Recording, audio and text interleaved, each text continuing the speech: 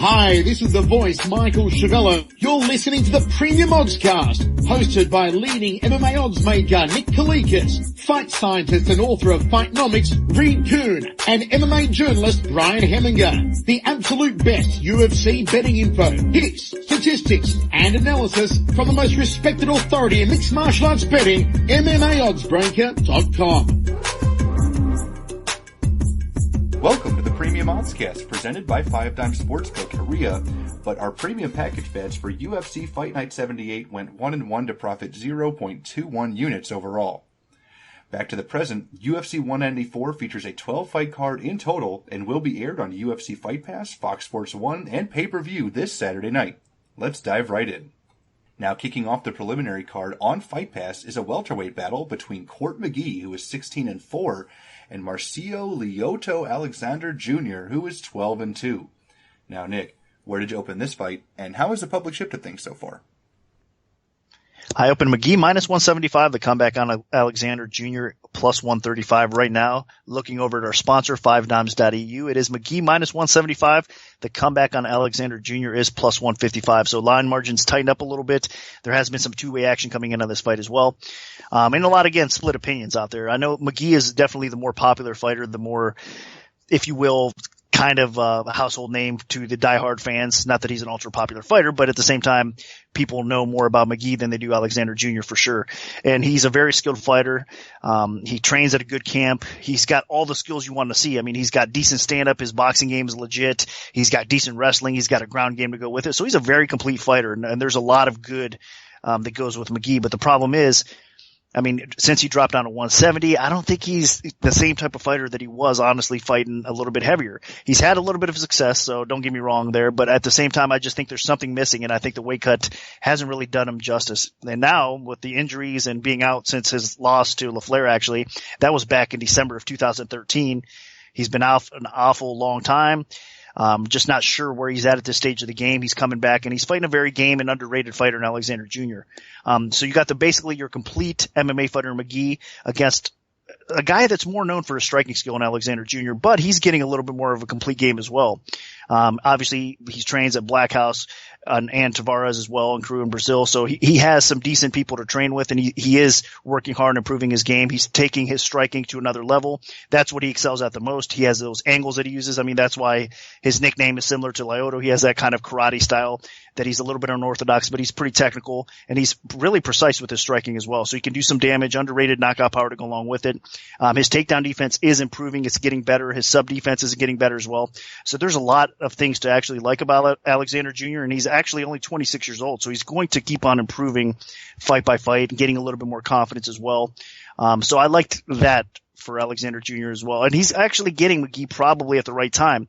If McGee in his prime, I would have kind of leaned a little bit more towards him because he is the more complete fighter.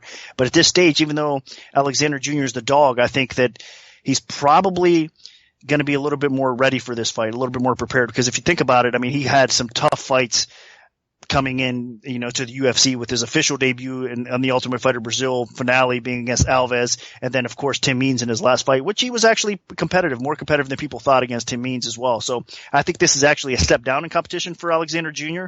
And especially that McGee is coming off that layoff. I think he's getting him at the right time. So if he's going to pull off a big win, and get himself on track, I think this is the fight to do that. So I'm expecting a competitive fight. But I think Alexander Jr. is going to be a little bit too slick for McGee on the feet. I think his takedown defense is probably going to hold up enough that he's probably going to outpoint McGee, and possibly even finish McGee. McGee's chin, I mean, he's been rocked before. It's held up pretty good though. Overall, he's a pretty tough guy, hard to finish. But again, with the time off and the age factor in MMA years, he's a little bit beyond his years that way as well. So I think that this is a good spot for Alexander Jr., and I'm going to pick him to win this fight. Here's an interesting number for you. 11. That's the amount of surgeries Court McGee has undergone since making his UFC debut after winning the Ultimate Fighter Season 11. That is ridiculous. The guy has had both knees operated on. He's coming off of a trio of surgeries on his wrist. I mean, the guy is just so battle-worn and in such bad physical shape. I'm surprised that he's actually still competing. He's coming off of an 18-month layoff heading into this fight. And honestly, I think that this is a really bad stylistic matchup for him. I mean, McGee when he first entered the UFC, he had a lot going for him. He had a great wrestling and especially a really good submission game, especially when he was in control and top position. He had a good high volume boxing attack. But now I think with all the damage that he's undergone with his knees, he doesn't have that explosion to get fights to the ground easily. He's not able to exploit some of his advantages on the canvas, and he's kind of forced into these stand-up exchanges, and his chin isn't the best, and he packs almost zero power overall on the feet. So Alexander really doesn't have much to worry about. And you look at Alexander, and as Nick mentioned, he's got that Lyoto nickname because he has a really cool karate style, works a lot of kicks. He's definitely going to have a big advantage from distance in this fight. And he is improving boxing as well, but I mean, if this fight takes place in the phone booth, I see McGee getting the better of most exchanges, even though Alexander hits harder. And honestly, the only way McGee wins this fight is if he is just super out-voluming Alexander and putting a lot of pressure on him, backing him up constantly, because Alexander does not like that. He's a guy that really wants to keep his distance and then just start working you over with leg kicks, body kicks, head kicks. And if McGee can get in his face and stay in his face, he can win. But I see Alexander just being way quicker, way more athletic, and being able to use that footwork to create that distance. And then I can see him really racking up some points on the feet. Now, if this goes to the ground, McGee will have a big advantage. He does have superior submission skills. He's picked up a few wins by submission in his UFC career, so he could submit Alexander, but Alexander is competent on the ground enough to avoid most situations, although he did get eventually submitted by Warlley Alves. But I don't see McGee submitting Alexander. I just don't see McGee being athletic enough to get that big explosive shot to get him to the ground. And maybe a trip or something, but even that I think will be tricky. So I think this is Alexander's fight to lose. I agree with Nick on his breakdown as well, and Alexander is my pick here. Now dropping down to the lightweight division, we have John Makdessi, who is 13-4, taking on Yancy Medeiros, who is 11-3 with 1 no contest. Now Nick, what's the MMA oddsmaker's perspective on this one? Similar line. Makdessi opens -175. The comeback on Medeiros +135. Right now, over 5 dimes is Makdessi -165. Medeiros is +145. So line margins tightened up a little bit. And again, two-way action coming in on this fight. Difficult fight to call. For those of you guys that obviously been following the Premium Oddscast along the way, that you guys know that we've had some respect for Medeiros even since he made his UFC debut. But along the way, depending on performances, obviously that stuff can change. And what we've seen from Medeiros recently, I mean, you see some flashes of really good things in his offensive skill set, no doubt about it. I mean, the guy hits with some power, so he's got the killer instinct on the feet that he could definitely do some damage. His submission game, he's obviously shown that he can threaten and finish fights on the ground now as well. But the defensive flaws are what bothers me. I mean, his defense on the feet is just awful. He gets tagged. He gets hurt to the body. Obviously, he gets rocked upstairs as well. His takedown defense is actually pretty good. That's one great thing that he's got going for him as well. But obviously, against somebody like Jim Miller, he was exposed and choked out there as well. So, I mean, he's got some ground deficiencies, but it's hard to get him to the ground. It's more what you got to be concerned about in Medeiros in most cases. It's on the feet. I mean, he could dish it out, but can he take it? And against Makdessi, which is basically your sniper here, and that's what he's more known for than anything else. I mean, his accurate striking, it's a thing of beauty. In fact, he's a little small for the weight class, honestly, at 155. I wish that he had a little bit more size on him, because I think he would actually perform better against some of these bigger guys at 155. So he's going to be the smaller guy here as well. But the technical skill, the speed, the accuracy of Makdessi should be enough to win him this fight, because Medeiros, again, on the feet, he has that defensive flaw. He's going to get clipped. He's going to get tagged. Makdessi obviously has shown in the past that he has capable more than enough knockout power to finish the fight. If you look, Medeiros could definitely offensively have some success early on with his reach, with the way he goes about things, but defensively, we saw what Makdessi was able to do to a guy like Campbell. I think we can see the same things here in this spot. So in my opinion, the best path to victory for Medeiros is actually getting this fight to the ground and trying to submit Makdessi. I know Makdessi is going to be pretty game. He's actually improved his takedown defense a bunch as well. And overall, his submission defense is okay. So I'm going to actually lean towards Makdessi because I think this fight does remain standing and on the feet. He does have the edge, even though he's a smaller guy. I trust his chin more. He's definitely a tough guy. He could take some punishment. I know he's coming off of that brutal fight with Cerrone, which actually concerns me a little bit too. I got to be honest with you. This is his first fight back since he broke his jaw, really.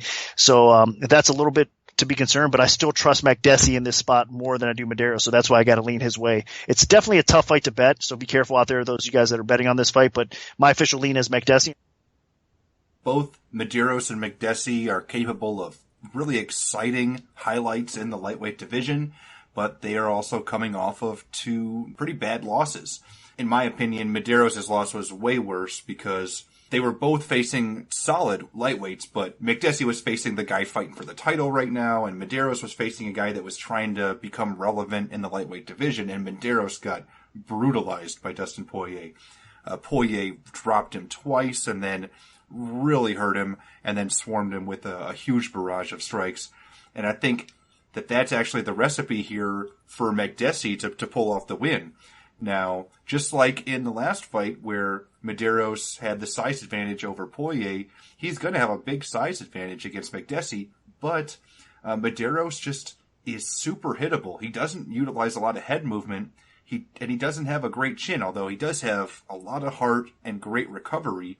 I mean, if he gets hurt, he usually bounces right back up, but he does get hurt.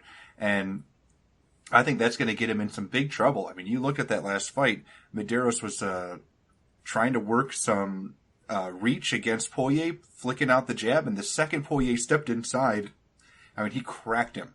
And I think that's exactly what's going to happen here against Makdessi. Even though Makdessi's 2 years older, he is just such a technical and precise striker that he makes every one of his strikes count. I mean, this fight actually reminds me a lot of Makdessi's fight against Shane Campbell, which was his last fight before the Cerrone battle. And in that fight, you saw Campbell come out early, aggressive, working some low kicks, and then the second Makdessi got inside on him, it was over. I mean, Makdessi just hammered him with some really good, sharp, crisp punches. And I think that's exactly what's going to happen here. Medeiros is just a little too loosey-goosey on the feet. And yeah, he's got a big physical advantage, and he has a lot of power and a really big right hand and a decent jab. But the second he allows his opponent to get inside on him, bad things happen. And I think what's going to happen here is Medeiros will come out. He'll try to, be light on his feet, dance around a little, flick out the jab, and then Makdessi's going to step inside and he's going to wallop him. And if Makdessi does not pick up the finish, I can see Makdessi just doing enough to win the fight and win a decision. Really, the only way I see Medeiros picking up the win here is either if he lands a Hail Mary type of strike, because he does have enough power to potentially make something happen. Maybe he breaks Makdessi's jaw again, just like, or Medeiros should have a slight ground advantage. I mean, he has picked up a couple wins by submission in the UFC. I don't think his ground game is elite by any stretch, but Medeiros does have a better ground game than Makdessi, and he's so big that maybe if he gets on top of Makdessi on the ground in some type of situation, he could make something happen. But overall, this is definitely Makdessi's fight to lose, so I'm clearly on his side. Now, the last bout on the Fight Pass prelims is another lightweight battle between Joe Proctor, who is 11-3, and Magomed Mustafayev, who is 12-1. Now, Nick, where did you open this fight, and how has the public shifted things so far? I opened Mustafayev minus 280, the comeback on Proctor plus 200. Right now, looking over at the line at 5 times, it's Mustafayev minus 330, the comeback on Proctor is plus 270. So line has been bet up. People are fading Proctor just a little bit against a popular Russian that's actually struggled a little bit against Holman in his UFC debut. A lot of people were expecting more from him, but he's a pretty complete fighter. I'm expecting him to do a little bit better here as well. Obviously, he's training with American Top Team, and now he's going to have a little bit more time with that squad, and that squad has been really good. And I mean, just has a lot of momentum on their side, a lot of good training partners to train with. So I think it's a case where Mustafayev's actually going to get better and better fight by fight. So against Proctor, it's going to be another difficult matchup though, because Proctor is one of these guys that's been flying under the radar again for a while. He has a pretty complete game in his own right. So we're going to see a competitive battle. And in fact, the line might be a tad bit high where it's at right now. But that being said, I mean, Mustafayev, again, he's a very complete fighter. I think he's got a little bit more pure power on the feet as well. The wrestling's going to be close, but I actually favor Mustafayev there as well. The submission game, Proctor has sneaky good subs. I mean, if you look, he was obviously in a very close competitive fight in his last one against Edwards that if it went to the scorecards, he might have lost that fight. But he got the sub with seconds to go, and it was a thing of beauty, honestly, as well. So Proctor has the skill to finish the fight, even late. Obviously, he's proven that on the ground. He's got some knockout power in the feet as well. So everywhere the fight takes place, Proctor is going to be competitive. But again, I just think Mustafayev is going to be just a little bit better than Proctor in all areas, including the stand-up game. I think he does have a little bit more power. I trust his chin a little bit more as well. And I think that Proctor's momentum, even though he squeaked by the Edwards fight, is going to probably stop here. And Mustafayev, excuse me, butchering his name a little bit, is going to be, again, a little bit better. So I think he's going to outpoint Proctor, if not possibly end up getting a stoppage here as well. So hard not to pick against the Russian here. But I am expecting a pretty competitive battle. But my lean is Mustafayev. Yeah, I'm not quite all aboard the Magomed Mustafayev hype train yet, but I'm intrigued by his performance in his UFC debut against Holman, where he was working some good inside strikes, and he did showcase a little bit of a couple good takedowns, but there's still some flaws in his game for sure. I mean, he does have a lot of heavy strikes. He works good uppercuts and hooks and knees, and he does throw everything with a lot of heat, but he can get stuck on his back, and that is a situation where maybe if Joe Proctor gets on top of him, Mustafayev doesn't get up and either loses a decision or could get submitted. We have seen a lot of these Dagestani fighters kind of fall back down to earth a little bit after the early tremendous amount of hype. Now, Proctor, on the other hand, everybody knows he trains out of Joe Lozon's gym. He does have some pretty decent fundamental striking ability, but his big issue is he's just not a great athlete. He's not particularly fast. He's a bit hittable. He does have good offensive submissions, but he just kind of lacks that quickness and explosion that you see from a lot of the elite fighters. And when he faces guys that can exploit that, things can get ugly for him. I mean, he was probably the more well-rounded fighter when he faced Yancy Medeiros, but Medeiros was just so much quicker than him and explosive, and Medeiros landed a quick spinning back kick to the liver, and Proctor just crumpled into a heap. So this is the type of situation where Proctor is facing a significantly better athlete. Mustafayev is a lot less battle-worn in terms of damage taken in UFC caliber fights. So even though Proctor is more experienced against better opposition, I think this is a really tough matchup for him. And Mustafayev is 3 years younger as well. And with him being the better athlete, really the only area that I see Proctor being better is I think he has a little bit better offensive submissions, and Proctor might be a little bit better from distance, like extreme distance. But I don't see Mustafayev letting this fight take place in that area.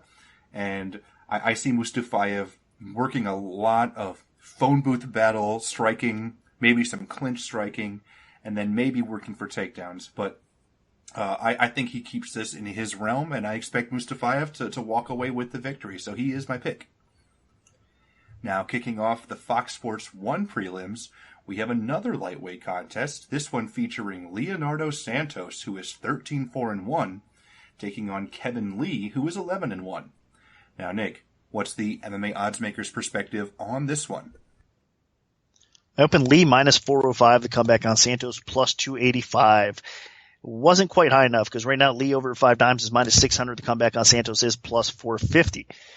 Santos is a very good fighter. Obviously, he excels at his ground game. He's one of the best on the ground in the weight class at 155. I mean, his submission background just speaks for itself. So we know that he's got that going for him. We know that he trains at a phenomenal camp as well, with the crew over at Nova Unau. So, a lot of good things. I mean, training partners is making him a more complete fighter. I mean, he's getting better for sure. His stand-up game is getting better. He does have some reach over most people. In this fight, though, he actually won't.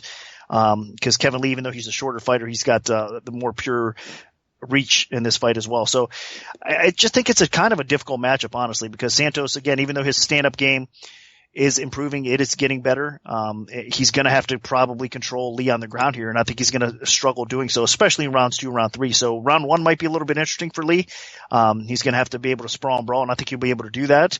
But I do think Lee has the more explosive striking. He's quicker. He's faster. Again, Brian was just talking about athletes. Lee is definitely a phenomenal athlete for sure. And he's only getting better fight by fight, which I like to see that. He is obviously the younger, fresher fighter as well. He's 23 compared to Santos' 35. So you're getting a young gun that's trying to move up the ladder that has shown flashes of greatness. I mean, with his skill set. I mean, he has wrestling. He's got the explosiveness that I just mentioned on the feet as well. And he's got a submission game to go along with it. So Lee is a very complete fighter. He's getting better every fight.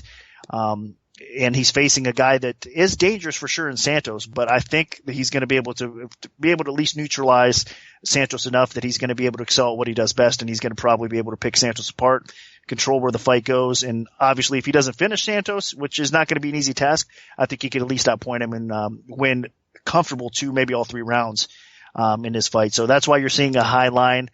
And that's why you're seeing people putting in Lee and parlays or whatnot as well, because really this is a fight that is more catered for him to win or lose, and he should win this fight. So stylistically, I do like Lee. I think Santos is a game fighter, and he's definitely dangerous, but I don't think he's going to get the victory here. So I'm picking Lee to win. I just think this is a nightmare matchup for Leonardo Santos. Not only is Santos 35 to Lee's 23, but in terms of striking, where Santos has kind of shown his biggest improvements, he is one of those one and done type strikers where he just throws one kind of heavy leg kick or one big overhand right. And I think Lee is going to eat those for lunch, because even though he comes more from a grappling wrestling background, his striking fundamentals have improved drastically in the UFC. He has excellent striking, and he was holding his own with James Muntasri on the feet in his last fight before getting it to the ground and then just slaughtering Muntasri the second he got on top. But this is a guy that is gaining so much confidence right now, and I can definitely see him wanting to just put on a showcase of his improving stand-up ability here against Santos. Now, if this does go to the ground, Santos is going to be dangerous. I mean, this guy was a multiple-time Brazilian Jiu-Jitsu champion. He has good trips. He has very good submission ability, especially those chokes. I mean, they can come out of nowhere. Tony Martin was winning that fight against him in his last bout, and then, boom, second it went to the ground, Santos transitioned into a choke, and it was over. So that's something you're always going to have to look out for. And the other thing that I think is very important here is conditioning. Santos slows down in fights. Kevin Lee has had no problem going the distance. His last fight against Muntasri was actually the last time that his first UFC finish. All of his previous UFC fights had gone the distance, so he has no problem with cardio whatsoever. And I think as long as Kevin Lee goes out there, pushes a high pace, and doesn't make any mistakes and leave an opening for Santos to take advantage and get a submission, then Kevin Lee is either going to win by late stoppage as Santos starts to slow down, or Lee just takes over and wins a decision pretty one-sided.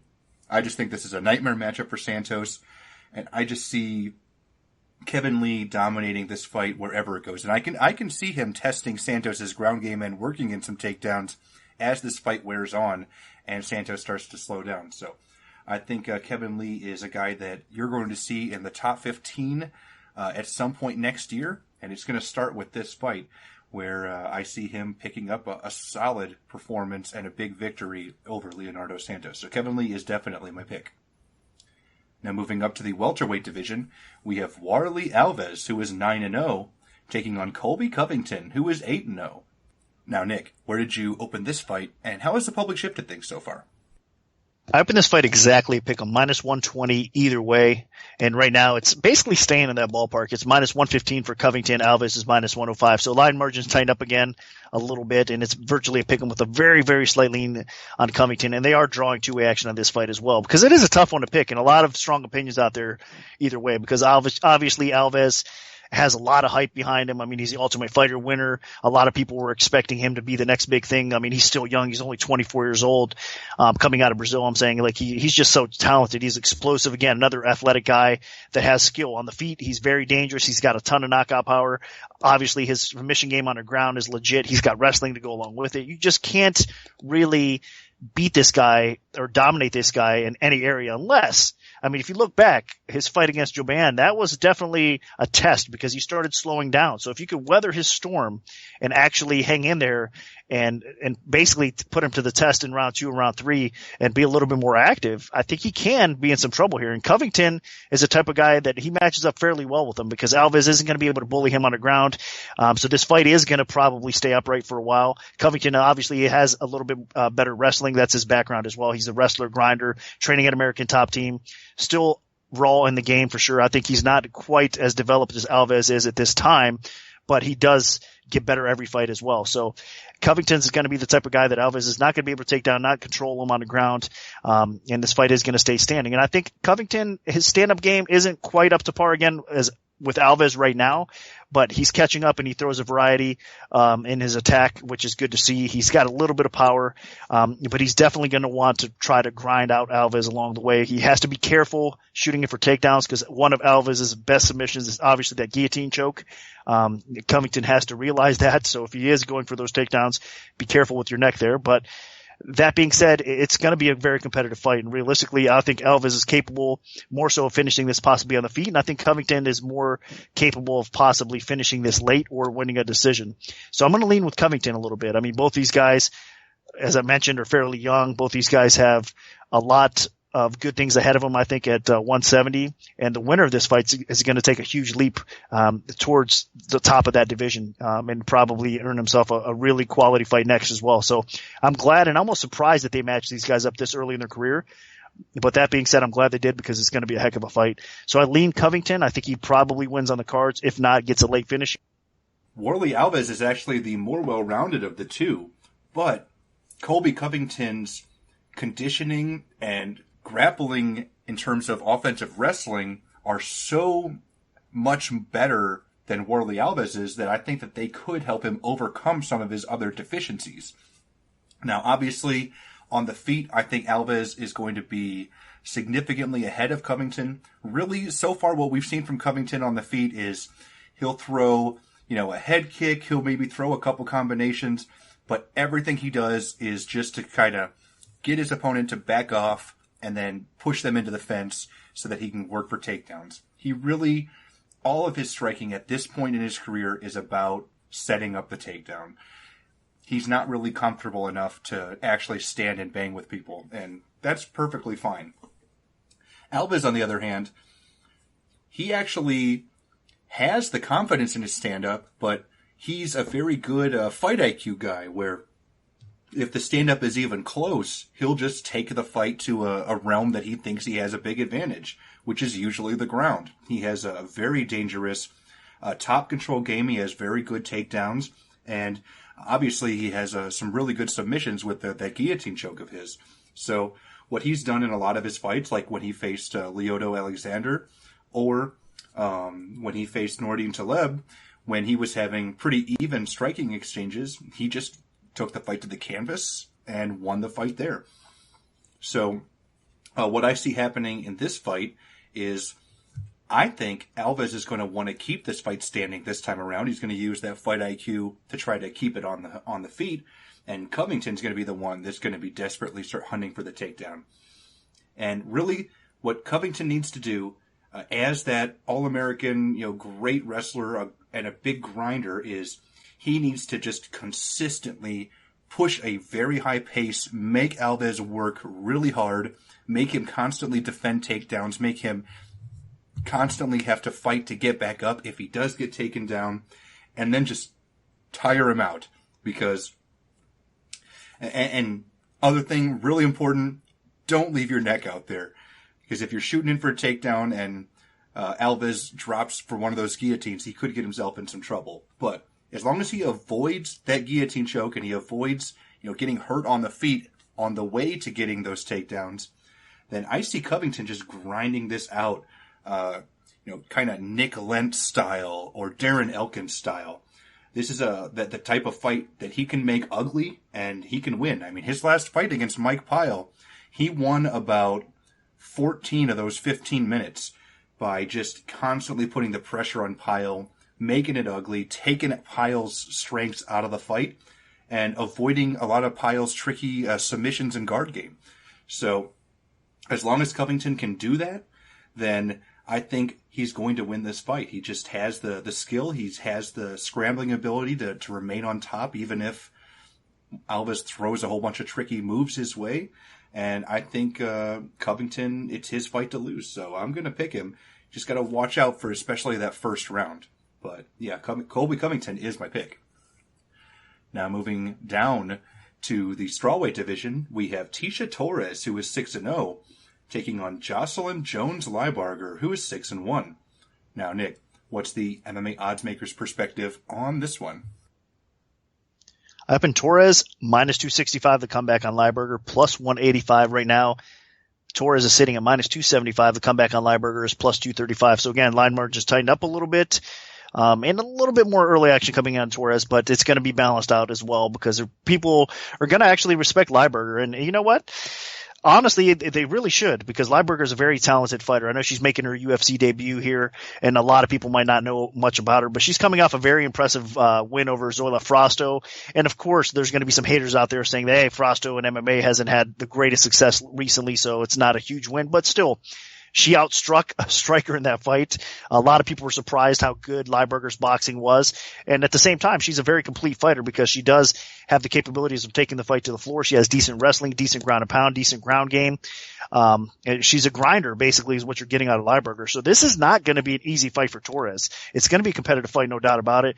But Tecia Torres is obviously one of the best girls at 115. There's no doubt about that either. I mean, she's the tiny tornado. Her nickname is fitting because she's such an active fighter that can basically beat most people in any area. I mean, she has a good ground game, good wrestling. As far as her sub game goes and maybe her pure jiu-jitsu, there's going to be girls that are better than her as well. But to control her, to really grind her out, it's very tough to do. She has gotten better, I think, a little bit less pressure since she's come off the show, and she's going to continue to improve. Again, another girl that's working with American Top Team, so she has a great camp behind her. Confidence-wise, she's up there as well. And I think that the difference in this fight is she's going to be a little bit ahead of Lybarger. She's going to be a little bit faster. She's going to be able to, I think, keep the pace up on Lybarger. She might be able to get a takedown or two along the way as well. So I think she's basically just going to grind out a tough, hard-fought victory over Lybarger because she's just going to be simply a step ahead. But again, Lybarger is going to be game. I think this is going to be a very competitive fight and another tricky fight, honestly. But I do have to lean Ticia's way because I just think she's a little bit better. Lybarger kind of is on maybe a step below the Torres level at this point. And I think Torres is a type of fighter that's capable of earning a title shot and being competitive even, in a title fight as well. So she's that good. She just has to get, I think, her groove back completely. She has to get that confidence level back, and she has to make some improvements. But this fight, I expect her to win over Lybarger, and it's going to be a pretty impressive victory because Lybarger is definitely a tough out. So my official pick is Tecia Torres to win this fight. Yeah, Lybarger stepping in on short notice after an injury to Michelle Waterson. So that is one definite big strike against her. And Tecia Torres is just so talented. She's actually 4 years younger than Lybarger, 26 to 30. And they both actually train out of great gyms, with Torres out of American Top Team and Lybarger out of the MMA Lab. The big difference, though, is, in my opinion, Torres is just way more well-rounded. She is a dynamic striker, a lot of kicks, a lot of quick punches, high volume, high pace, high pressure. The other big difference is she doesn't possess as much power as Lybarger. So she's the type of fighter that just does the death by 1,000 cuts type of striking attack. And I think one of the biggest improvements for Torres, especially since her appearance on The Ultimate Fighter, is her wrestling has improved by leaps and bounds. So she will have a strong kicking game in this fight, and I think the kicks and takedowns will be very important. They could give her a big advantage, especially if she's able to get top position, kind of like her last fight against Angela Hill. Now, Lybarger, on the other hand, as Nick mentioned, coming off of that RFA title win over Zoila Frosto. She has excellent boxing. I think her boxing is right up there with Tisha Torres's in terms of overall talent. And she works good short combinations. She sits down on her punches. She has good power. I mean, she dropped Frosto with a jab. So that's definitely an advantage here against Torres, where, if they're trading punch for punch, maybe Leibarger could get the better of it.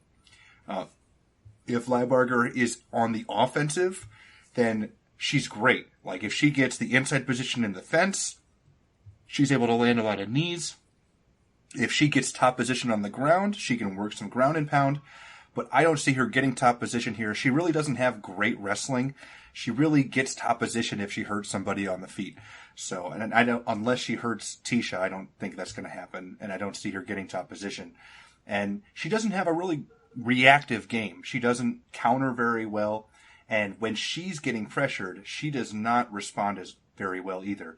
So I think what's going to happen here is I think Tisha outworks her on the feet, and then definitely just is the more dynamic fighter on the feet. So that's going to frustrate her a little bit. And then the second that Leibarger starts really opening up, going for the big power shots, that's when Torres is going to drop down for some takedowns.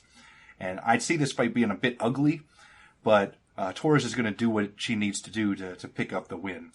And cardio shouldn't be an issue for either girl. Torres is a dynamo. I don't think she's ever gotten tired in a fight. And Leibarger, I mean, she went 5 rounds in her last fight, so she's going to be more than prepared for a short notice 3-round fight. But that being said, I think Leibarger's good enough that she'll pick up some wins in her UFC career. I just think this one's a bit too tough for her, so I got to side with Tisha Torres. Now, closing out the Fox Sports 1 prelims, we have a bantamweight contest between Uriah Faber, who is 32-8, and Frankie Saenz, who is 11-2. Now, Nick, where did you open this fight, and how has the public shifted things so far? I opened Faber minus 505. The comeback on Saenz plus 335 wasn't quite enough because right now Faber's sitting at minus 700. Saenz is at plus 500. We all know the situation here. I mean, Faber, in most cases outside of a title shot, the guy is hard to beat. And he's such a well-rounded fighter, such a complete fighter. What he's accomplished throughout his whole career, you got to respect the guy. I mean, he's phenomenal, really. I won't get into too much detail, but he's a very complete fighter, and he does have an edge over Saenz in almost every category in this fight. He is getting up there in age a little bit, 36 years old, but Saenz is not a young buck either. He's only a year younger at 35. But in fight years, obviously, Faber's beyond that. But he still looks good. Still has the cardio, obviously, to go a full 3 strong, and he should still be a step ahead of Saenz along the way. Now, Saenz isn't a bad fighter, so I do respect his ability. He's got a little bit of power on the feet. He pushes a high pace as well, has some wrestling. So he could be competitive at times with Faber in this fight. I just think that Faber's going to be a step ahead. Faber is also the better finisher out of the two as well. He's capable of knocking you out. He's capable of hitting a sub out of nowhere as well. He's very smooth in his technique. So there's a lot of good things to like about Faber. And honestly, it would be quite a big upset if Saenz pulls this off. It would mean, honestly, if he does pull off the upset, that we could start talking about Faber declining, because it really shouldn't happen in this spot here. So I am going to pick Faber to win this fight. Not a big surprise to most people out there that he's a huge favorite, and he should come through with the win here. Saenz is going to be game, but I just think Faber is going to be too much for him. Yeah, this is a really tough matchup for Frankie Saenz. The way that Saenz wins fights is he just pushes a high pace, and then he just tries to wear you down and then grind you out with a really strong wrestling attack, or just a strong pressure-based striking attack, even though he's not the most technical striker. And that's just not going to work against Uriah Faber. Nobody grinds out Uriah Faber. The guy is a tremendous wrestler. He is a good striker. He's kind of the complete package. He's just not quite at that elite top tier level where he can take on and become the champ. And Frankie Saenz, he's just not at that type of level of fighter that can beat Faber. I mean, you look at the guys that have beat Faber, and it's, Hayden Barao, it's Jose Aldo, it's Frankie Edgar in his last fight. And Frankie Saenz just isn't on that level. Saenz is going to try to put the pressure on Faber, but Saenz doesn't have the power to hurt Faber. I don't see him knocking him out. He's not conditioned enough to grind Faber out. I don't think his wrestling is good enough to take Faber down repeatedly and keep him down. And he doesn't have the submission ability of Faber. Faber has him beat in all those areas, in my opinion, except maybe pace. So, really, I just don't see Frankie Saenz getting enough going here to pick up a decision victory. And that's the only way he could win is by decision. But barring a fluke injury or something real crazy happening here, I see Uriah Faber either walking away with a decision or picking up a statement victory by finishing Frankie Saenz, maybe even on the ground if Saenz gets a little too confident shooting for takedowns. Maybe Faber latches on that patented guillotine of his. So my pick is going to be Uriah Faber, and I think he wins pretty convincingly here to get back on track. Now moving on to the UFC 194 main card on pay-per-view, we have a featherweight contest between Max Holloway, who is 14-3, and Jeremy Stephens, who is 24-11. Now, Nick, what's the MMA Oddsmaker's perspective on this one? I open Holloway minus 315, the comeback on Stephens plus 235, and right now looking over the line at 5 dimes. Has been quite a bit of action coming in on Holloway. Minus 550 now for him. Stephens is plus 425. So tough because Stephens should deserve some respect. At 145, he is a beast. We all know that as well. He's got a tremendous amount of knockout power. He seems to be improving fight by fight, but he has recently faced some quality competition and struggled, even though he did look good against Bermudez and ended up winning that fight. Still, it was a challenge for him, no doubt about that. And then, of course, his losses to Oliveira and Swanson before that kind of set him back. And now he's facing arguably the best of those 3. I mean, Holloway is definitely a guy that's climbing the ladder. He's always been good and respected. His stand-up game is on point. He's a tremendous fun fighter to watch because he's always bringing it. And I mean, his boxing's good. He's got the speed, the power, the fight IQ to go along with it. He's hard to take down. And then his ground awareness in most cases is pretty good as well. So he's very difficult out for most people in this division. And he's only gaining confidence because Holloway, on the other hand, even though Stephens has been losing to some of these quality fighters, Holloway's been winning these fights. So a lot of things really trending for Holloway in this spot. He just has to be careful. I mean, Stephens has enough knockout power that he's capable of finishing anybody at 145. So Holloway is a tough guy. His defense is even okay in most cases. I think it's going to be hard for Stephens to land that knockout punch and put him out of there because of his fight IQ. Holloway is definitely a very intelligent fighter. And again, he's got that momentum on his side. I think Holloway's basically what you're going to see here is him picking Stephens apart. He's going to be a little bit faster. He's going to be landing on him. I don't know if Holloway's going to be able to get rid of Stephens because Stephens is a pretty tough guy. This is a 3-rounder as well. So I think that they can kind of withstand each other a little bit, and we'll probably see a somewhat competitive decision, but it should be a decision that sees Holloway winning 2, maybe all 3 rounds, and maybe not even being a controversial type of decision. So that's why you're seeing him as a big favorite. You still got to respect Stephens' power a little bit here, but I kind of agree with some of the early action that's come in on Holloway as well. He should win this fight. He is a better fighter right now. I think he's actually only getting better. And Stephens probably has reached that peak that he's going to start coming down little by little, and we're probably going to see him maybe start to decline soon. The scary thing is Holloway's only 23 years old. I mean, how much better can the guy get, really? He's going to keep on improving it. It's going to be scary to face Holloway as time goes on, because he's really going to come into his own. So in this fight, though, I just basically think he's going to at least outpoint Stephens. Maybe he finishes him along the way, but it's Holloway's fight to win or lose at this point. My official pick is going to be Holloway to win. This is a terrific matchup that the UFC has booked, but you have to think that it's on favored for Max Holloway. I mean, Jeremy Stephens has had a hell of a run at featherweight. He's definitely picked up some quality wins over guys like Darren Elkins and Dennis Bermudez. But Max Holloway is currently, I believe, on a 7-fight win streak, and he has truly come into his own, especially in these last few fights where he's picked up not just victories, but dominant victories over the likes of Cub Swanson and then most recently Charles Oliveira. The guy has just really found a way to utilize all of his physical advantages where he has such a high pace and high output and tremendous ability to hit people and not get hit back. And he's making it work for him. I mean, you look at that fight against Cub Swanson, that was a work of art against Swanson. I mean, Swanson was a guy that was incredibly dangerous in the UFC featherweight division, and Max Holloway just made him look terrible. just consistently in and out, cracking him, getting out of the way. He has such good fundamentals, and his defense and ability to not get hit has improved so much. He is clearly a guy on the rise right now, and if he goes out there and takes care of business like I think he is in this fight, then, I mean, he's going to be right up there in line for a title shot, especially if, say, Chad Mendez beats Frankie Edgar. I think that Holloway would probably leapfrog him.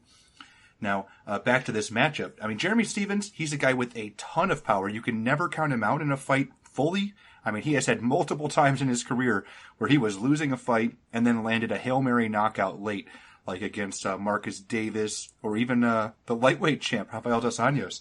So he clearly has that ability to finish a fight at any moment, and maybe his best strike in this fight could be that big knee of his, the flying knee. Now, Holloway's not going to be diving in for a takedown like Dennis Bermudez was, but if they close the distance in the clinch or something, Stephens could turn that into a big weapon. And overall, though, I just see Holloway keeping this fight at kickboxing range, using those great combinations of his and just wearing Stephens down. And if he doesn't pick up a finish, then he's either going to win a dominant decision or a fluke knockout is going to happen for Stephens. But for the most part, I see Max Holloway winning this fight convincingly on a wide majority of occasions if they were able to rematch. So you have to favor Max Holloway, so I'm going to pick him. Now moving up to the welterweight division, we have Damian Maia, who is 21-6. Taking on Gunnar Nelson, who is 14-1-1. Now, Nick, where did you open this fight, and how has the public shifted things so far? I opened Maia minus 120, Nelson minus 120, so exactly pick them for each guy right now. It is actually Maia minus 145, the comeback on Nelson, plus 125. So a little bit more money coming in on Maia, but don't let that really fool you too much because there's going to be some money coming on Nelson as well. This is a competitive fight. This is an awesome fight. I mean, this is one of the reasons why this card is so stacked, honestly, because it starts, in my opinion, the main card is just phenomenal. I mean, we just said, we talked about the Stephens Holloway, what a fun fight that should be, but the rest of them from here on out are just phenomenal matchups, and including this one. I mean, you have basically a grappler versus grappler fight here, and they're two of the best grapplers in the sport. I mean, these guys, again, their backgrounds as submission fighters speak for themselves. It's phenomenal, the high level that we're going to see here. But what differentiates these guys a little bit is going to be the stand-up game a little bit, because I do think that Maia, he's proven time and time again, he's one of the best grinders, one of the best ground fighters in the weight class at 170. He's got some quality wins, including his recent win over Magny, which now looks even better because Magny's been on an extreme roll, as we all know. He's fought some youthful guys like LaFleur and got the win there as well. So he's capable of getting the fight to the ground, controlling people, if not finishing them on the ground. He's at least going to win on the scorecards. But here in this fight, Nelson neutralizes all of that. And I think even if Maia has a little bit of success getting Nelson to the floor, Nelson's not going to remain on his back long. The fight's going to be on the feet, take place against the cage a little bit. And if there's separation, Nelson is by far at this point the better striker. He's getting better and better each fight. I think he's getting more experience. He's getting more confidence. He's got that, again, unorthodox karate style about him, basically, and he has success because he's got a little bit of power that goes along with that. He's going to obviously have some confidence coming in off of that really impressive Thatch win in his last fight as well. Especially he had to bounce back with an impressive victory like that over a very grueling story loss that he had. I mean, that was a very tough fight. So a lot of people, I think, might have been counting Nelson out after that story fight. Maybe that the hype was a little bit too much, but I don't think so. I think that loss was actually good for Nelson. I think he really learned a lot. He knew that he had to work on more than just his grappling game, and he needed to take his game to a whole nother level. And we see that. I mean, he is getting better. That Thatch fight, it was ended pretty quickly, so we didn't get a lot to see. I mean, how dominant he actually was in that fight was impressive. But I'm saying in practice, everything about Nelson you got to love, and I expect him to get better fight by fight, and he's going to have a significant stand-up advantage over Maia. Maia's boxing is okay. I mean, it's serviceable, especially for a ground fighter, but here Nelson's going to be the younger, fresher fighter. He's going to have the speed, he's going to have the power, and again, he neutralizes Maia on the ground. So I actually lean towards Nelson. I think stylistically, this is a great matchup for him, and this is a case where MMA math doesn't work. I mean, we all know that Maia was able to just destroy Story in that fight, submit him fairly quickly, and Nelson obviously lost a decision to Story in that fight as well. So you throw that all out the window. The way these guys match up, I honestly think it favors Nelson in this fight. So I'm going to pick Nelson. I think he wins by outpointing Maia on the feet. If not, I mean, Maia is getting up there in age a little bit. I mean, we could see Nelson catch him, clip him on the feet, and possibly put him out as well. So my official pick is going to be Gunnar Nelson to pull off the slight upset win over Damian Maia. Both of these guys are absolutely phenomenal grapplers. I mean, if they get the bout to the ground against anybody else, it's over within a couple minutes usually. Sometimes in Maia's case, he'll be a little safer on the ground, but I mean, he's a guy that can take anybody's back. And I think in this bout, this is going to be one of the first times where they've faced an opponent that is just as good as them on the ground. Honestly, I don't know which of these two fighters is better on the ground. I mean, maybe a few years ago, Damian Maia, I'd be like, for sure that he would be better, but he is getting a bit up there in age, and Gunnar Nelson is in his athletic prime right now. So that actually gets me to think that this is a complete wash if this goes to the ground. I really think that it could have either guy, if they make a mistake, could finish the bout there. The big difference, though, between these two is on the feet. Damian Maia is just never been super comfortable on the feet. He's always been a bit kooky looking, awkward, doesn't really throw anything with power, doesn't really throw combinations well. He basically is just able to hold his own against some people because they're afraid of him closing the distance and getting into the ground. And I don't think that's going to be a fear for Gunnar Nelson. So you're with Gunnar. He's a guy that does have some power on the feet. He does have some interesting karate styles in the stand-up with some unique stances. And you saw in his last fight where he was able to step inside on Brandon Thatch and not just hurt him, but drop him.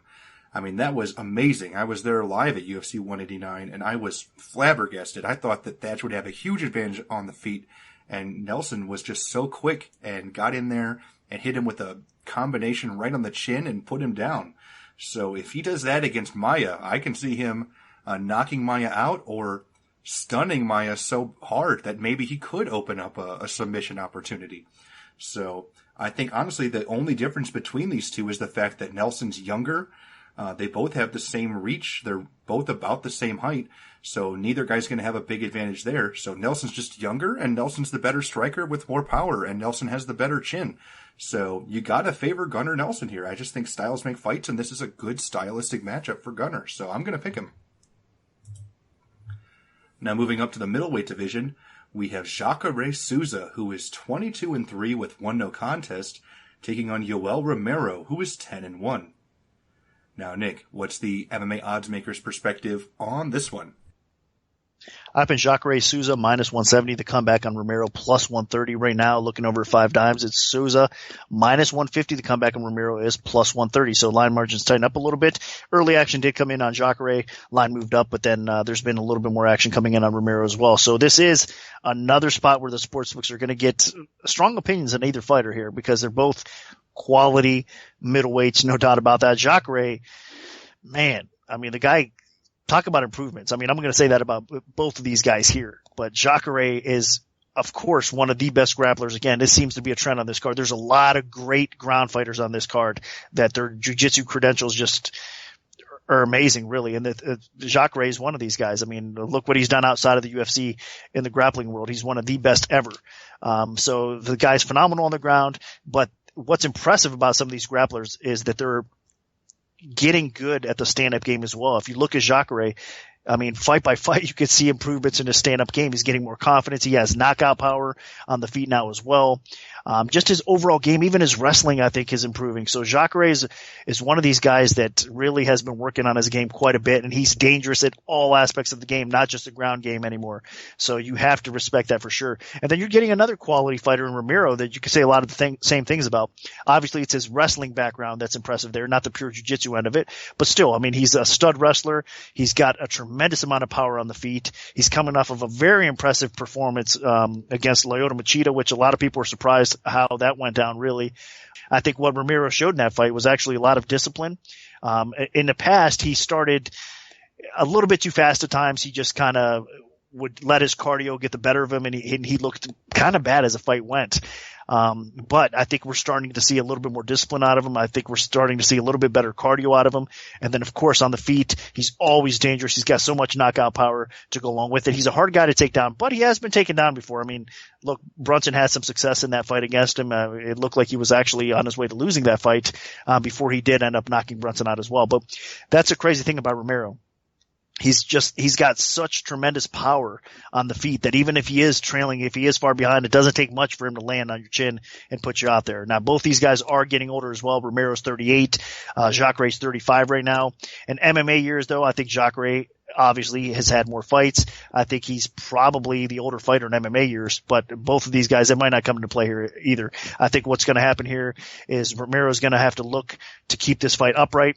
And it's going to be difficult. It's not going to be an easy task, and probably have some good accuracy and land on Jacare's chin. And if he does, I don't think Jacare is going to be able to take it, honestly. I think Jacare overall, his chin has been okay. He has been rocked in fights before in the past. He's been knocked out as well. You can say a lot of the same things about Romero, though. His chin, in my mind, is a little bit suspect. I mean, cardio, again, has a lot to do with that. I mean, he's been clipped, he's been rocked, he's been knocked out before in the past as well. But I still think that in this matchup, it's going to be Jacare coming looking for the takedowns, and Romero is going to have his spots and opportunities to knock out another top-rated fighter in Jacare here. So a tough fight to call, a tough fight to pick, because both these guys are such really beasts in what they do, and they deserve to be at the top of the game here, because the winner of this fight probably gets the next title shot. I mean, this is how important this fight is to either guy. I think both of their windows are kind of closing a little bit because they are both getting a little bit older. So this is a huge opportunity for one fighter. I'm going to actually go against the grain and pick the underdog here in Romero. I think he is going to be able to sprawl and brawl, and I think he is going to be the more effective striker here. A tough fight, tough one to pick as well, but I do think that Romero is going to probably get the job done here, so I'm going to lean his way a little bit.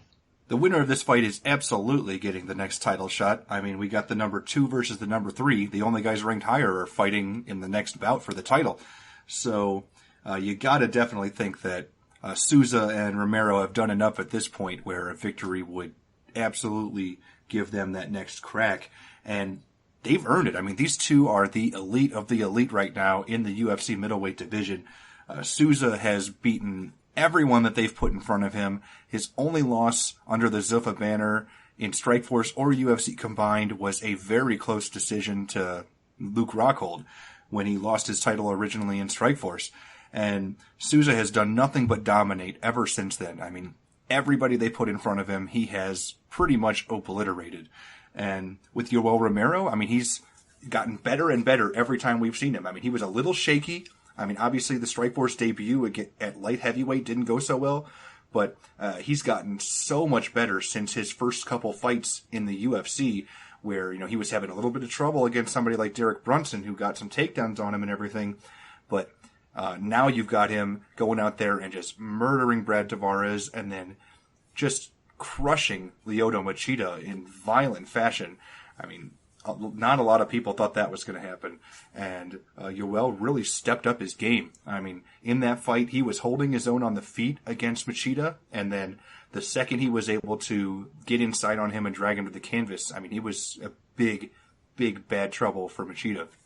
Now, how these guys match up stylistically, both of them are two of the best overall athletes in the UFC middleweight division. Honestly, I think Souza and Romero are better athletes than the two guys fighting in the main event, or in the co-main event for the middleweight title. The problem is, of course, that they're getting a bit up there in age. I mean, Souza's 35, or Romero's 38, but I mean, both of these guys are elite world-class fighters. I mean, Romero was obviously an Olympic caliber wrestler, and Souza is one of the all-time great Brazilian Jiu-Jitsu fighters. And they both have actually adapted striking extremely well into their game. I think Romero is a bit more of the explosive striker. He's the kind of guy that can really put you down with a flying knee or a big Superman punch or something where he just flies forward and catches you and you're not ready for it. Souza, on the other hand, he's definitely a little more grounded. He'll sit down on his punches, a little bit more technical on the feet. But, I mean, he packs just as much pure punching power as Romero does. I mean, both of these guys can really put a hurt on people with their power. And then you factor in the ground games. And this thing gets really interesting because obviously Souza can submit just about anybody in the world, and then Romero can take down just about anybody.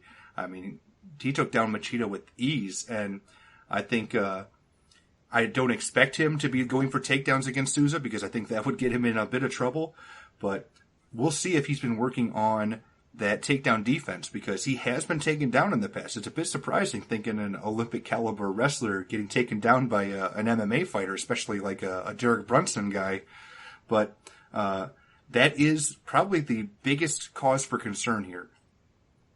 Jacare Souza has advanced takedowns for a Brazilian Jiu-Jitsu guy. Most BJJ guys, they get trips, they try to close the distance, drag the fight to the ground with a body lock. But Jacare, he can grab single legs, double legs, he can blast power takedowns, and that's something that could catch Romero off guard. And if Souza can gain a dominant position on the ground, I think he's going to be in terrific shape in this fight.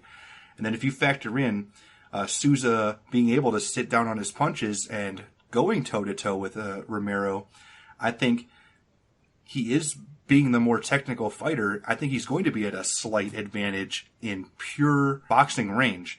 In open space, I favor Romero because he can be a little bit more dynamic with his kicks and his flying attacks and jumping attacks. But I think Jacare should hold the advantage in boxing range, and Jacare should have the advantage on the ground. So I just give enough slight advantages to Jacare here that I'm going to have to pick him. So Jacare Souza is my pick. I think he either picks up a knockout or maybe a late submission. Now moving on to the co-main event of the evening, we have the UFC middleweight title on the line between champion Chris Weidman, who is 13-0, and challenger Luke Rockhold, who is 14-2. Now, Nick, what's the MMA oddsmaker's perspective on this one?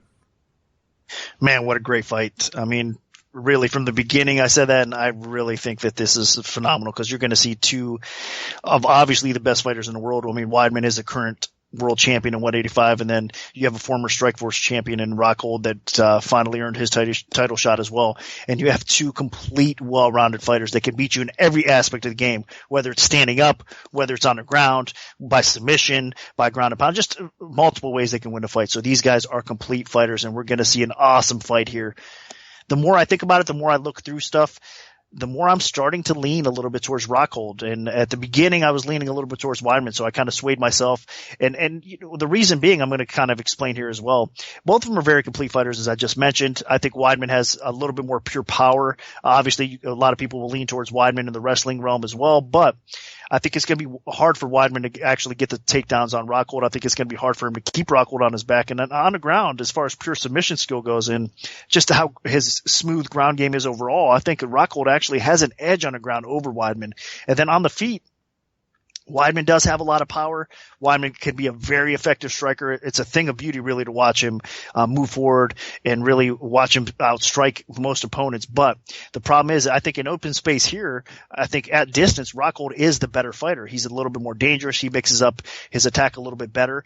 And I think defensively, it is a little bit of concern because if you look at Weidman, I mean, even in that Vitor Belfort fight, how he starts off sometimes, and sometimes he gets in these lulls where he trusts himself a little bit too much, or he trusts that chin because he has such a good, strong chin that I think he leans on it too much. He's not afraid of getting clipped, getting knocked out. Well, he took a little bit of damage early on, even in that Belfort fight. And I think if he ends up in that same situation with a guy like Rockhold, the takedown's not going to be there as easy for him, right? So he's going to be in some trouble. He's going to have to really fight through it a lot harder. And I think Rockhold is such an intelligent fighter that he's going to be able to push the pace back and get Weidman in some trouble. Again, either if it's on the feet, if the fight gets on the ground and there's some scrambles that go on there as well, I kind of give the edge to Rockhold in those spots as well. So chin-wise, I do give the edge to Weidman. I think he does have the better chin slightly.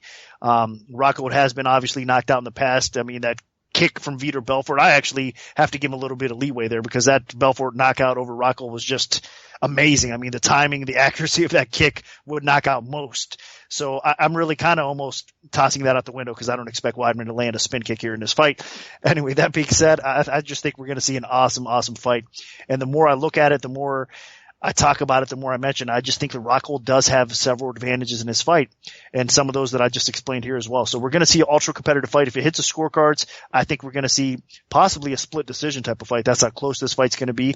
But I think if we do see a finish, it might be Rockhold pulling off the upset and either beating Weidman by submission on the ground. I mean, how smooth and how dangerous it really is Rockhold. I mean, it's phenomenal. We're talking about Jacare and some of these other Brazilian jiu-jitsu stars on this card, and Rockhold is one of these guys that can really hang and really should be respected by them all. I mean, he's that good on the ground, just phenomenal. So anyway, back and forth we go on this fight. I think it's going to be an awesome fight. Weidman does have some advantages, but I think Rockhold just has more. So in space, Rockhold's the better fighter. I think on the ground, he's a little bit more dangerous as well. And I do like Rockhold's cardio just a tad. I know Weidman's proven that he can go 5 rounds. He's got the toughness to go as well, but he does, again, along the way, kind of slow down at times, and I think Rockhold's going to continue to push the pace. So I'm actually leaning towards Rockhold becoming the new middleweight champion of the world here, and I think that's the way I'm going to go here. So Rockhold is my official pick. Now, I definitely agree that this is a crazy close fight. Honestly, I feel like this is Chris Weidman's toughest title fight yet, and that includes the first 2 Anderson Silva fights, that includes the Machida fight, that includes the Vitor bout. Luke Rockhold is extremely dangerous. He's a guy that is going to have an advantage in space because he employs a lot of kicks to his game. He has some absolutely brutal body kicks that could do some serious damage. He can land to the head and legs as well. So Weidman's going to have to be careful to avoid allowing distance exchanges. And then on the ground, while Weidman is a world-class wrestler and incredible from top position, I mean, he was able to hold down Anderson Silva in the first round of their bout twice and dominate him there. I think Luke Rockhold is on another level on the ground as well, even from guard. So Weidman's going to have to be extremely careful if he tries to get some takedowns. Honestly, if Weidman wants takedowns in this fight, I think they should be just for brownie points late in rounds to try to help seal them. And where this fight is going to be most interesting is who's the aggressor, who's applying the pressure. And I think that's one of the things that Weidman does extremely well. He does a great job of what they call waiting and trading, where he's constantly moving forward, looking for those moments, and then throwing combinations, forcing his opponent to move backwards. And if he's able to do that against Rockhold successfully, then he's going to take out a lot of that kicking threat from Rockhold, because you really can't just sit down and plant on a kick if your opponent is constantly pushing forward into you. So I think that's going to be a very important part of the Weidman game plan, and very similar to what he did against Machida, where he just never gave him that opening, that extra space to get that distance and pick his spots and, be that kind of striking snake. And I think Weidman's going to do the exact same thing here against Luke Rockhold. Now, Luke Rockhold is going to be extremely dangerous at all points of this fight. He has a lot of power in his legs, power in his hands, and obviously a tremendous grappling game and ground and pound. So Weidman's going to have to be cautious at all portions of this fight. But if he can constantly pressure Rockhold, then I think he's going to be in good shape. He's going to take away a lot of the threats that Rockhold presents. He's not amazing moving backwards. You kind of saw that in the Vitor fight, where the second Vitor really started to pressure him. Rockhold froze a little bit, and Vitor was able to knock him out. So I'm not saying that's going to happen here for sure, but one thing that is extremely important is the fact that Chris Weidman has a granite chin, and Luke Rockhold doesn't. I mean, he's still a very tough guy, very dangerous at all points, but if they're trading punch for punch, it's going to be Luke Rockhold that goes down in this fight. Rockhold has been knocked out by Vitor, obviously. He's been hurt in fights like the title fight he won against Jacare. So that is something you absolutely have to keep an eye on, because Weidman has that big power that knocked out Anderson Silva cold with one punch. So if Weidman's able to connect with something really heavy on the feet, he could put away Rockhold. So I think that while Rockhold does have some advantages in this fight and it's going to be extremely competitive, I have to favor the champ here. And I do think that Rockhold, the longer this fight goes, the better chance he has, because His conditioning is elite, and Weidman does slow down a little bit as this fight enters the championship rounds, and that could be an opportunity for Rockhold to strike. But overall, I gotta favor the champ. I'm going with Chris Weidman. Now moving on to the main event of the evening, we have Jose Aldo, UFC featherweight champion, who is 25-1, defending his title against interim champion Conor McGregor, who is 18-2. Now, Nick, what's the MMA oddsmaker's perspective on this one? I opened McGregor minus 180 to come back on Aldo at plus 150. And that is a little bit of surprise if you're looking over at 5 dimes right now, where it's McGregor minus 130 to come back on Aldo is plus 110. One of the reasons I opened it that high is because the amount of money that always comes in on Conor McGregor. European bettors, obviously his Irish fans, and just the diehard McGregor fans that he's gained from his performances really in the octagon thus far. I mean, McGregor has been a beast. He's faced high-level competition, and he's looked phenomenal in all those fights. Even Mendes. I mean, I obviously picked Mendes in his last fight. I thought he had to basically prove that he could stuff the takedowns of a very capable wrestler, of a very amazing fighter in Mendes. I mean, Mendes has a total package with the punching power, with the wrestling, obviously. It was just a great challenge to McGregor, even though the fight was on short notice. And I really firmly believed that Mendes would pass that challenge. Now, early on, Mendes was looking good. He was getting some takedowns along the way. He was actually clipping McGregor in that fight as well. But McGregor's chin proved to be great. I mean, he can definitely take a punch, and he was able to get off his back and do some damage. And as Mendes started to slow down those body kicks, the fight IQ of McGregor is very smart, and he's got that killer instinct. So to me, I gain even more respect. I know a lot of people can say that fight was on short notice or whatnot. That's fine, but he still beat a very game Mendes in that fight. So you got to give the guy credit. And he's ran through everybody else that they've thrown in front of him, really. And he's done it in impressive fashion. So McGregor's legit. There's no doubt about that. And this is a very difficult fight for Aldo, especially if McGregor's mind games are working, and it very possibly could be. I mean, Aldo, there's a lot of pressure on him. The guy hasn't lost for how many years? Over a decade now that it's been since he's lost a fight. A lot of people were saying he's the best pound for pound fighter in the world. That pressure holding the strap for that long has to get to you as well. So there's a lot of things outside of actual technical skill that come into play for this fight. Hopefully Aldo could throw all that stuff out the window and really focus on his opponent. Because to me, in my opinion, what Aldo could take away from that Mendes fight is Mendes was able to clip him. Even though he didn't do a lot of damage in that fight, still McGregor showed a little bit of flaw in his defense. McGregor also showed that he can get taken down. Now, a lot of people are going to mention that McGregor was hurt going into that fight with Mendes as well. I understand that. But still, I think that Mendes, regardless, would have got the takedowns. Mendes still would have landed those punches he landed. So Aldo, in a way, should take a little bit more confidence from that fight. I think that he is going to be able to believe in himself that he can possibly knock McGregor out. I mean, the guy's a beast. The guy has been wearing the strap for this long for a reason. You're talking about pure knockout power, killer instinct, fight IQ, everything. I mean, Aldo is a phenomenal striker. He's one of the best pound for pound fighters for a reason. I mean, just everything that you like to see in him. Now, he is going to be outsized a little bit. And again, mentally, hopefully he's not affected by this fight, because this is a fight he can win. And I think more than anything else, he should use all this as motivation, because McGregor's that guy that's kind of really showing Aldo no respect at all. So I think that we're going to see a very propelled Aldo coming into this fight. He's going to be there as far as his motivation. He's not going to need extra motivation for this fight. He's going to want to knock McGregor's head off. There's no doubt about that. And if he fights smart and if he game plans smart, he could be able to get a takedown. And McGregor still has not really been exposed on the ground since his earlier losses in his career, which he's gotten better for sure. But Aldo does have a significant advantage on the ground. Aldo isn't that type of fighter. He doesn't really typically look for takedowns. But in this case, going to the ground from time to time or trying to finish the fight on the ground might not be a bad idea. So I do think Aldo is still the more complete fighter.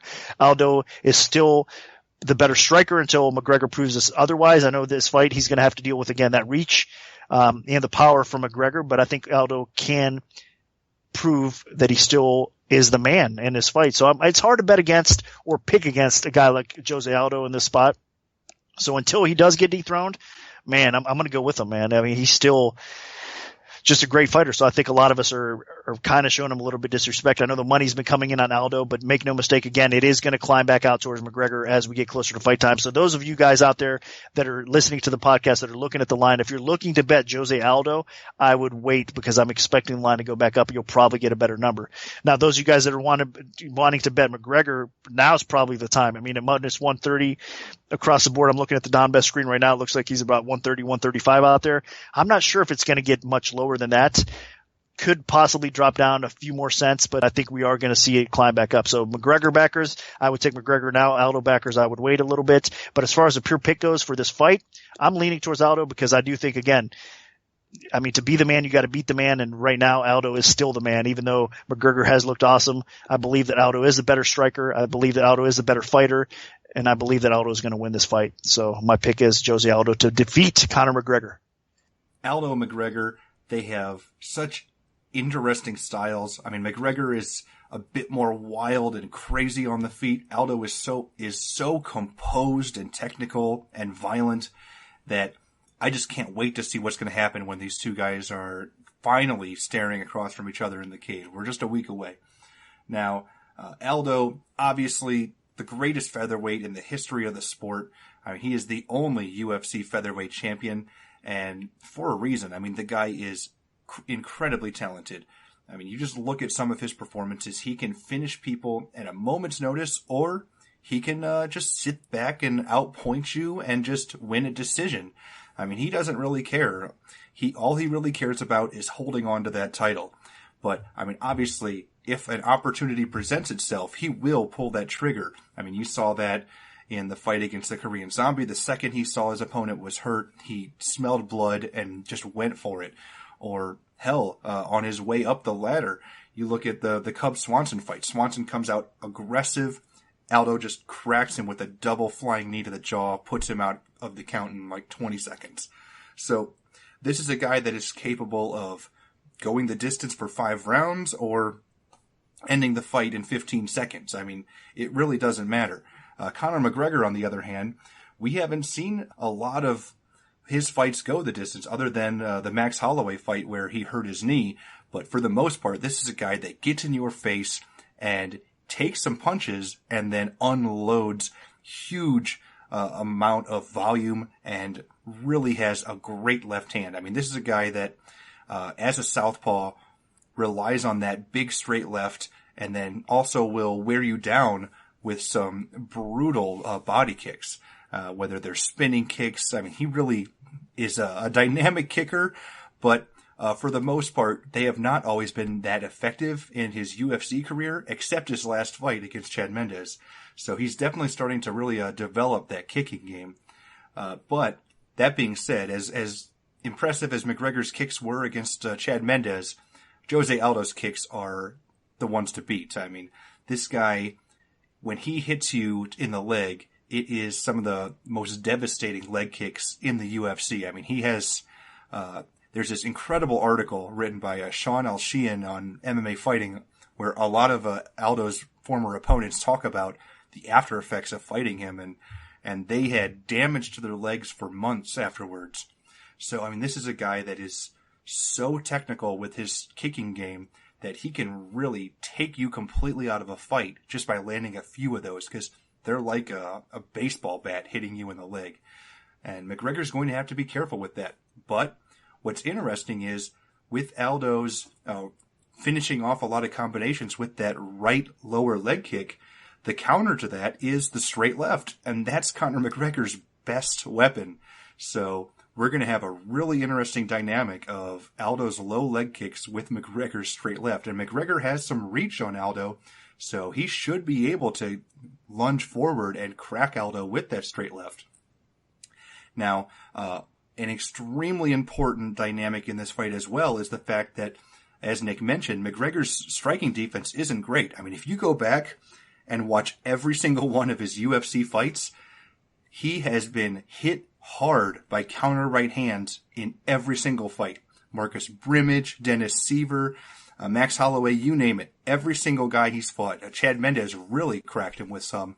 And he just takes it. McGregor has one of the best chins I've ever seen for a featherweight.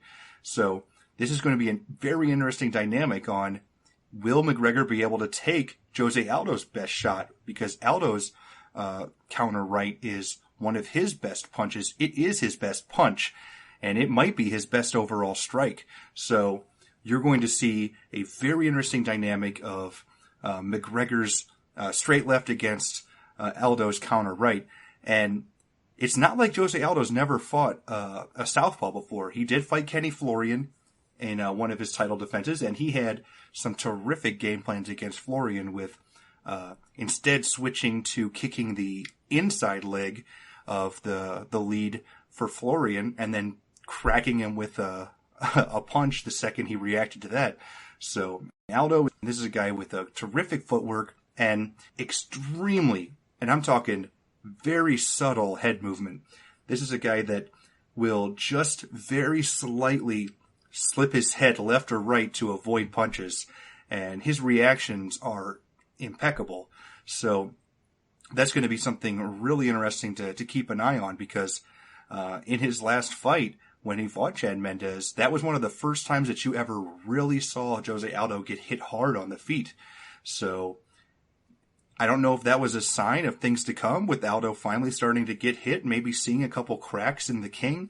But Conor McGregor is going to test Jose Aldo's head movement and defense in this fight, because Conor is a tremendous striker with a very long reach for the featherweight division. So what you're going to see in this fight is some incredible striking exchanges.